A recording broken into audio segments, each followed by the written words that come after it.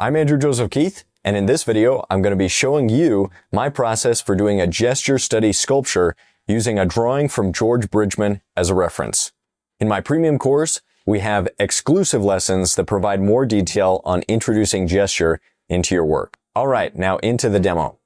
Okay, in this gesture study, I'll be using this image from George Bridgman, and we'll be doing a figure gesture study. And like I was saying in the other video, I really love George Bridgman's drawings. They're just so informative and they're so information rich in how deep of an understanding he has with anatomy and gesture and structure. And he just puts these things together in a way that's really fun, really energetic. And so that's why I really like using his stuff as inspiration for these types of gesture studies. And doing a gesture study like this, without multiple angles, it really does test yourself. Like, how well do you know the anatomy from the back if you can't look at the references from the back?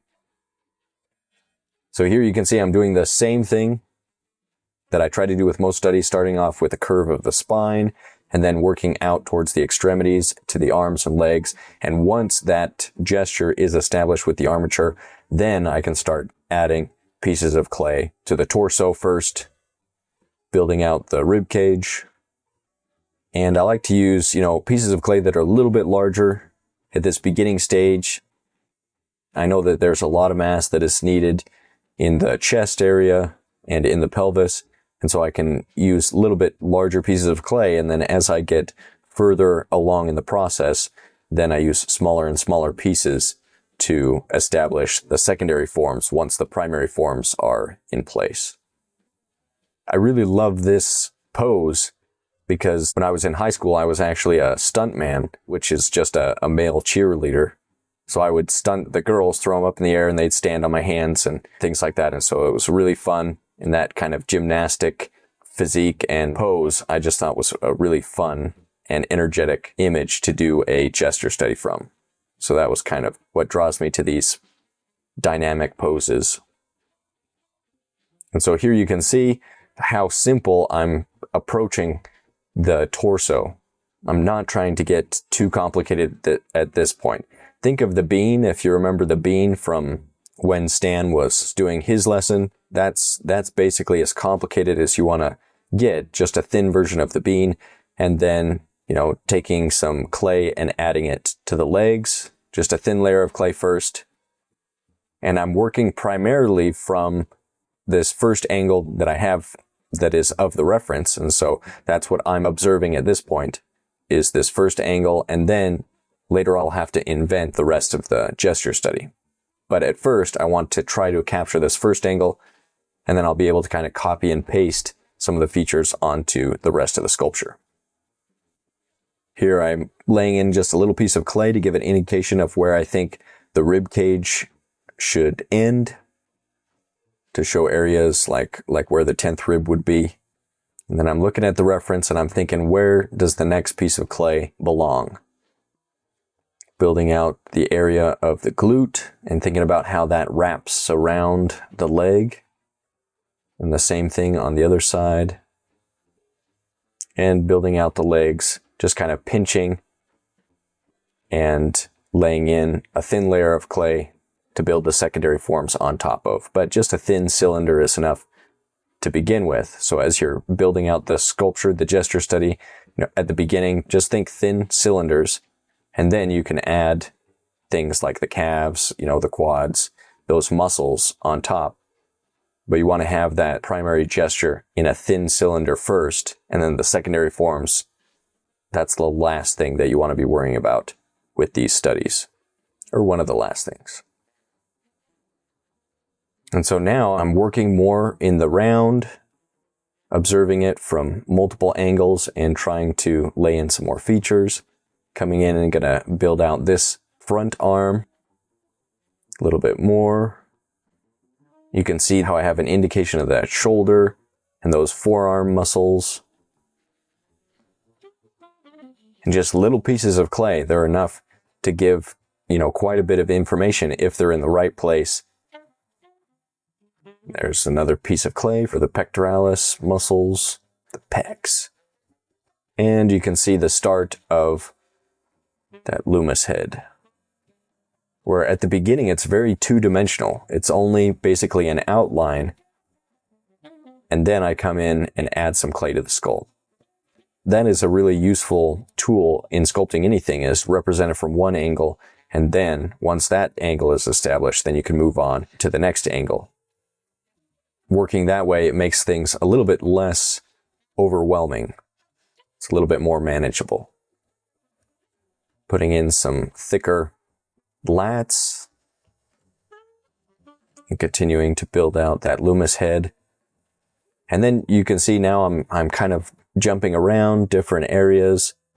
I'll be working on the head for a little bit, and then I'll see that the arm needs a little bit more details.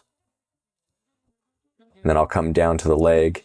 And so these gesture studies, once you get the torso and the primary forms established, then you can work in the round and really consider it from all sides and be moving it around and twisting it and looking at what doesn't look right, what looks like there just isn't nearly enough clay.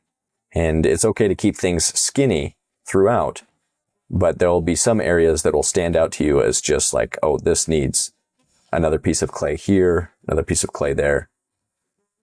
And that just comes from practicing, and you get better and better each time. And each time I do a gesture study, I learn something that improves the next one.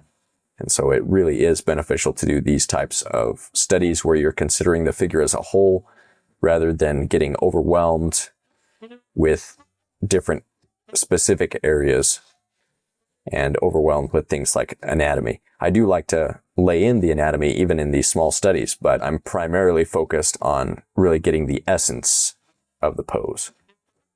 And I also really like to try the best I can to take elements of the photo and apply them to the sculpture. Those might be things like the sketchy style. I think this kind of loose, sketchy style that Bridgman has in this drawing, it translates really well to this similar, almost sketchy feel of a loosely done gesture study that I do just using my hands and, placing little bits of clay at a time. But as an artist, I encourage you to find references that inspire you. And so artists, whether it's 2D or 3D, that you really enjoy, and then trying to do something that's inspired by their work, that can be a really helpful exercise. Like, what do you like about it and what can you take from it and incorporate into your own work? And that's really what makes an artist a master, is that they were able to incorporate lessons from past masters. Michelangelo, Bernini, all of these other great historic sculptors, they learned a lot from the past. And so it's great to build on the knowledge of somebody that had more experience than you. And that's why I love these types of exercises. And just, putting pieces of clay and then moving around. I'm not afraid to, put a piece of clay and then kind of push it around on the surface so that it gets into position, so that it's, moving in the right direction if it's a muscle. And then setting this down with some clay on the base, that allows me to think about things like the pose and make sure that it's balanced.